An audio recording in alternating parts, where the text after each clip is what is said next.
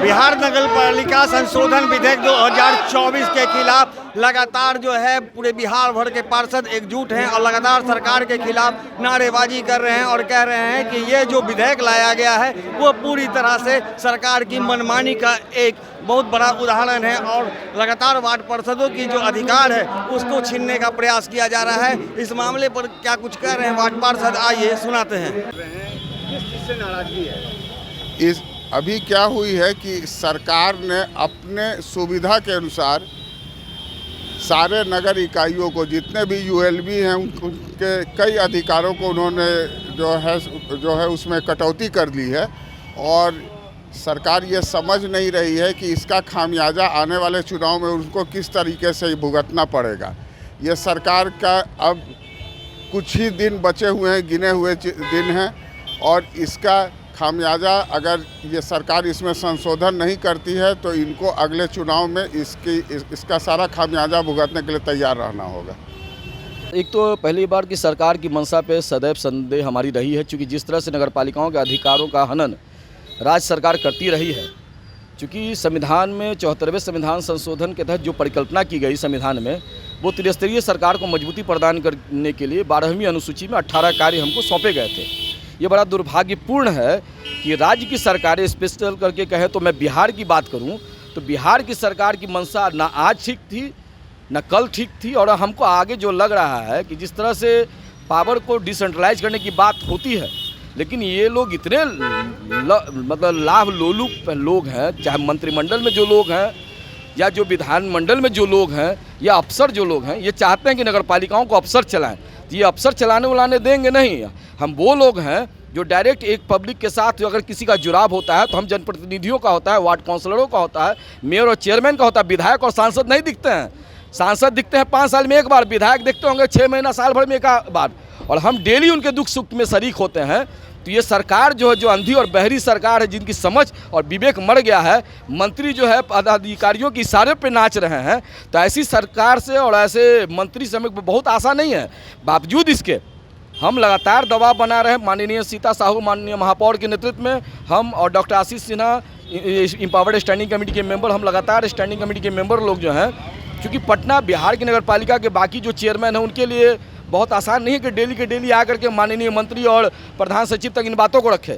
लेकिन हम चूँकि यहाँ हैं तो हमारा दायित्व बनता है, हमारी जवाबदेही है कि नगर पालिकाओं को संरक्षित करने के लिए महापौर पटना नगर निगम और उनके स्टैंडिंग कमेटी को आगे आनी पड़ेगी और उसके लिए लगातार हम आ रहे हैं। और सरकार को हमने अल्टीमेटम दिया है कि आप जो इस कानून को लाए हैं, बिहार नगर पालिका संशोधन विधेयक 2024, इसको इमीडिएट वापस करें। और उन्होंने कहा, मंत्री ने कहा कि ये जो आपके 5 बड़े क्लॉज जिस पे आपकी आपत्ति है, हम उसको अक्षर से वापस ले लेंगे। उन्होंने कहा कि गजट में ये प्रोविज़न है, उसमें हमने एक क्लॉज लगा रखा है कि हमें आदेश निकाल करके इन चीज़ों को स्थगित कर सकें। लेकिन हमने उनको कहा कि गजट को, जो कि गजट से कानून बनता है, कानून को किसी प्रशासनिक आदेश से प्रभावित नहीं किया जा सकता। ये लॉलीपॉप हमको ना थमाइए। हमको इस जिस तरह से आज पार्षद नाराज चल रहे हैं सरकार से, तो ऐसे में स्मार्ट सिटी जो बनाने की कल्पना है सरकार की, वो कैसे कर सकते हैं? देखिए, दुर्भाग्य है कि स्मार्ट सिटी की कल्पना तो एसी कमरों में बनाई जा रही है। एसी कमरों में बंद कर करके वो डिविजनल कमिश्नर, प्रधान सचिव, ये तमाम लोग अफसर बना रहे हैं। उनको ज़मीन पे आना पड़ेगा। हमको मालूम है कि स्मार्ट सिटी में पब्लिक की ज़रूरत क्या है, एक पब्लिक को मालूम है कि उनकी ज़रूरत क्या है। ये बंद एसी कमरों में बैठने वाले लोग बनाएंगे स्मार्ट सिटी? इनसे नहीं होने जा रहा है। दूसरी बात, अभी जो लगातार कमेटियाँ बन रही है, उस कमेटियों में अध्यक्ष को नज़रअंदाज किया जा रहा है, मेयर को नज़रअंदाज किया जा रहा है। मुख्यमंत्री समग्र विकास योजना की अभी बात हो रही है। ये बताइए, जो लगातार अब आज प्रत्यक्ष निर्वाचन के तहत महापौर का चुनाव हो रहा है, उपमहापौर का चुनाव हो रहा है, अध्यक्ष का चुनाव हो रहा है, आप बता दीजिए कि शहर के लिए नीतियाँ बने और उसमें नगर पालिका के लोग ना हो, ये तो बड़ा दुर्भाग्यपूर्ण है। इसलिए उसमें भी आपको महापौर को रखना पड़ेगा, उपमहापौर को रखना पड़ेगा। आप जितने भी हमारे पंचायत के सदस्य हैं उनके अध्यक्ष को रखना पड़ेगा, तब जा कर के जो है समग्र विकास की बात हो सकती है। ना तो ये विकास बेईमानी है। कि हम एक गवर्नमेंट ने हमें एक प्रतिनिधियों का एक विंग बनाया था, जो हम चुनाव की प्रक्रिया में लोकतंत्र में हैं कि किसी नगर और नगर के लोगों के द्वारा एक चुनाव किया जाता है जिसमें कि हम पार्षद और हमें मुख्य पार्षद बनाया जाता है, जिसके बाद हम शहर के सौंदर्यीकरण, शहर के काम, शहर के कैसे विकास हो, शहर में समस्याओं का हल हम निकालते हैं। सिर्फ हमें एक भत्ता मिलती है, वो भी भत्ता हमारा कोई वेतन नहीं है, हम 6,000 के भत्ता पे हम काम करते हैं सरकार की तरफ से, और सरकार के द्वारा कुछ हमें अधिकार दिए गए थे जिसमें हम योजनाओं को लेकर, जो रोड नाले कहाँ बनेंगे, कैसे उनका योजना होगा, हमारे कचरा प्रबंधन की सारी चीज़ें होती थी। लेकिन इसी तरीके से उन लोगों ने पहले हमारे लाइट्स का जो अधिकार छीन लिया। जो लाइट्स वगैरह हम नगर में आप देखते हैं लैंप लगती है, वो नगर पंचायत, नगर परिषद और नगर निगम के द्वारा लगती थी। उसके अधिकार से हमारे थे कि हमें कितनी लाइट्स की जरूरत है, कितना खरीदना है, वो उन्होंने भी हमसे छीन लिया 2 साल पहले। अब पूरे 2 साल के चुनाव जीतने के बाद भी हमारे पास एक लाइट खरीदने का अधिकार नहीं है, और हमारे नगर में हर जगह अंधेरा। और पिछले जो एसएल कंपनी के द्वारा जो लाइट्स लगाए गए थे, वो लाइट कहीं कहीं खराब है हर जगह, और उसकी मेंटेनेंस हमसे 35,000 हम पे करते हैं।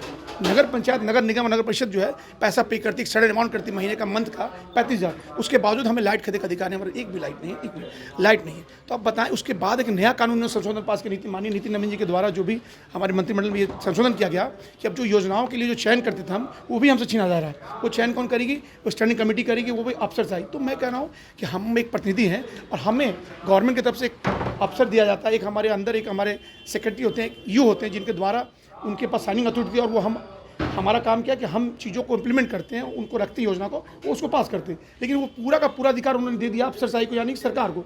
और मैं माननीय बता दूंगा कि आनंद शंकर जी जो हमारे माननीय जो हमारे प्रधान सचिव का पूरा आप इतिहास देख सकते हैं, उन्होंने यहाँ क्या कार्य करा। वो एक अफसरशाह है और तानाशाह है, उनके द्वारा इस तरह का जो छेपा जा रहा है हम लोग के ऊपर कि हर काम जो अफसर करेंगे, फिर प्रतिनिधि का काम क्या है, फिर हमें रिजाइन करवा दे। फिर इस तरह का जो इतना खर्चा सरकार कर रही है प्रतिनिधियों के चुनाव के लिए, नगर निगम के चुनाव में देखिए पूरा एक बड़ा अमाउंट खर्च होता है सरकार। क्यों? कि सिर्फ हम एक मूर्ति बनाकर, जब हमें कोई अधिकार ही नहीं है, हम कुछ मान लिया हमारे घर की चीज़ें, हम उस चीज़ों को समझ रहे हैं, हम ज़्यादा समझते हैं, हम उन चीज़ों को खरीद नहीं पा रहे हैं, हम चीज़ों को, सरकार की बातों को वहाँ तक पहुँचा नहीं पा रहे हैं, तो सिर्फ क्या हमारे मुख्य पार्षद, हमारे नगर निगम मेयर क्या एक मूर्ति बन के हैं? तो ये जो हम लोग बहुत जाती हो रही है, और अफसर साहब हम चलने देंगे नहीं, क्योंकि प्रतिनिधि हम इसलिए चुनाव अफसरों के लिए ना, आज अफसर से नाखुश होकर प्रतिनिधि को बनाया गया कि प्रतिनिधि अफसर से लड़के उनके हमारी चीज़ों को, हमारे हक की राइट्स को वहाँ तक लाएं। और जब हमारे राइट्स ही छिन जाएंगे तो हम क्या कर पाएंगे? हम जनता की क्या सेवा करेंगे? जनता के लिए क्या ला पाएंगे? तो ये जो हमारे नितिन नवीन से कल हमारी वार्ता हुई थी, पहली वार्ता हमारी एक मीटिंग हुई, 2 बैठक हुई हमारी, एक कल सुबह हुई थी, हम बैठे, फिर एक दूसरी वार्ता हुई, बात बनी नहीं है। लेकिन नितिन नवीन जी को द्वारा आश्वस्त किया गया कि हम बहुत जल्द अपनी बातों को प्रेस के माध्यम से हम बाहर लाएंगे। मैंने कहा है, उनसे बात हमारी थी, उन्होंने ये भी कहा कि मैं एक प्रतिनिधि हूँ और प्रतिनिधि का हक नहीं मारूंगा। उन्होंने कहा था कि अफसरों के द्वारा ये चीज़ों को लाया गया है, संशोधन किया गया है, लेकिन शब्दों का हेर फेर है।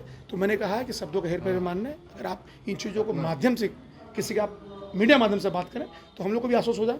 हाँ, तो उन्होंने आज का टाइम दिया है, आज हम एक इकट्ठे हैं। अगर कल ऐसी कोई प्रक्रिया नहीं होती, कल सरकार की तरफ से कोई ऐसी बात नहीं होती, तो मुख्य पार्षद संघ पूरे बिहार के लोग इकट्ठे जुट होकर फिर हम अगले स्टेप की तरफ बढ़ेंगे, जिससे सरकार हमारी बात को मानने को बाध्य हो जाए। क्योंकि मैं इतना बताना चाहता हूँ, मैं एक मामूली तौर पर, कि कोई भी सरकार, अब 1 साल बाद हमारे चुनाव होने वाले हैं, और 1 साल में मुझे लगता है कि कोई भी सरकार इस तरह की निर्णय न ले जिससे उनको कोई घाटा हो। क्योंकि अगले चुनाव में ये जितने प्रतिनिधि हैं, 262 हम लोग, 242 मिला के 262 करीबन 80, 270 करीब हम लोग मुख्य पार्षद हैं, जिनके अंदर सब कोई ना कोई 50,000 का वोट का मालिक है, कोई लाख का है, कोई 25,000 का। तो अगर ऐसे सरकार की नीति रही और ये पार्षदों के हक की अगर लड़ाई वो लड़ते हैं, पार्षदों का हक छीनते हैं, तो निश्चित तौर पे पार्षदों का विरोध होगा इस चुनाव में, जिसका खामियाजा भुगतान करना पड़ेगा। लेकिन हम अभी भी सरकार पर भरोसा करते हैं। सरकार पे माननीय मुख्यमंत्री नीतीश कुमार जी, माननीय हमारे नितिन नवीन जी जो है, जिन पे हमें भरोसा है कि निश्चित हमारी बात को मानेंगे, हमारी बातों को समझते हुए हमारे हक का अधिकार जो हमें देंगे वापस, जिसके बाद हम अपने तरीके से अपनी नगर पंचायत, अपने नगर निगम, अपने नगर परिषद को चला पाए, जिससे कि सब कुछ आराम से चले। धन्यवाद। बिहार नगर पालिका संशोधन विधेयक 2024 के खिलाफ अब राज्य भर के जो पार्षद हैं उनमें खासा आक्रोश है, और इन्होंने जिस तरह से कहा है कि सरकार जो है हमारे अधिकारों का हनन कर रही है, और ऐसे में जो सरकार की परिकल्पना है कि बिहार को एक विकसित राज्य का दर्जा दिलाएं, तो ऐसे में अगर पार्षदों के अधिकारों का हनन किया जाएगा तो ऐसे में सरकार का ये सपना ही रह जाएगा। इन्होंने साफ तौर पर सरकार से मांग किया है कि जो अभी बिहार नगर पालिका संशोधन विधेयक 2024 को लाया गया है उसे अविलंब वापस लिया जाए, अन्यथा जब पार्षद इनसे नाराज हो जाएंगे तो आगामी विधानसभा चुनाव में सरकार को इसका खामियाजा भी भुगतना होगा। दर्शन न्यूज़ के लिए ज्ञानेंद्र की रिपोर्ट।